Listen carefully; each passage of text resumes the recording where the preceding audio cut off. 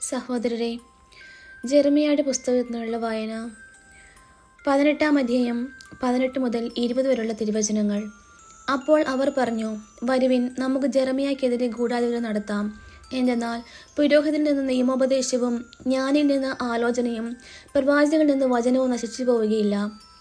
വരുവിൻ, നമുക്ക് അവനെ നാവ് കൊണ്ട് തകർക്കാം, അവൻ്റെ വാക്കുകൾക്ക് ചെവി കൊടുക്കുകയും വേണ്ട.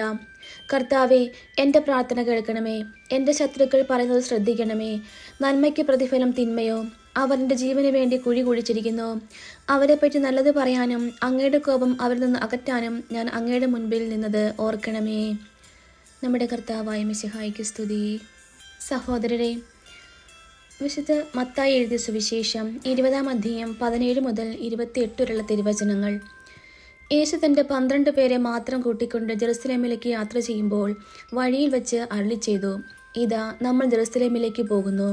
മനുഷ്യപുത്രനും പ്രധാന പുരോഹിതന്മാർക്കും നിയമജ്ഞന്മാർക്കും ഏൽപ്പിക്കപ്പെടും. അവർ അവനെ മരണത്തിന് വിധിക്കുകയും വിജാതിയർക്ക് ഏൽപ്പിച്ചു കൊടുക്കുകയും ചെയ്യും. അവർ അവനെ പരിഹസിക്കുകയും പ്രഹരിക്കുകയും ക്രൂശിക്കുകയും ചെയ്യും. എന്നാൽ 3-ാം ദിവസം അവൻ ഉയർപ്പിക്കപ്പെടും. അപ്പോൾ സെബദി പുത്രന്മാരുടെ മാതാവ് തൻ്റെ പുത്രന്മാരുടെ കൂടെ വന്ന് അവൻ്റെ മുമ്പിൽ യാചനാപൂർവ്വം പ്രണമിച്ചു.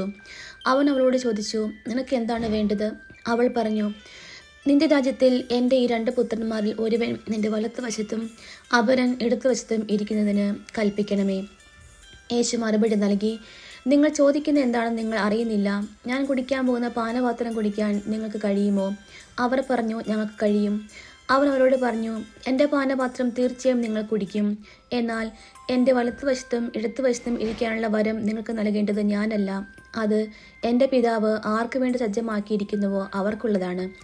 ഇത് കേട്ടപ്പോൾ ബാക്കി 10 പേർക്കും ആ 2 സഹോദരന്മാരോട് അമർഷം തോന്നി.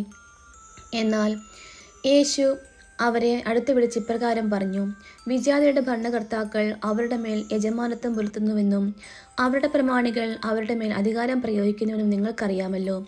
എന്നാൽ നിങ്ങളുടെ ഇടയിൽ അങ്ങനെയാകരുത്. നിങ്ങളിൽ വലിയവനാകാൻ ആഗ്രഹിക്കുന്നവൻ നിങ്ങളുടെ ശുശ്രൂഷകനും നിങ്ങളിൽ ഒന്നാമനാകാൻ ആഗ്രഹിക്കുന്നവൻ നിങ്ങളുടെ ദാസനുമായിരിക്കണം.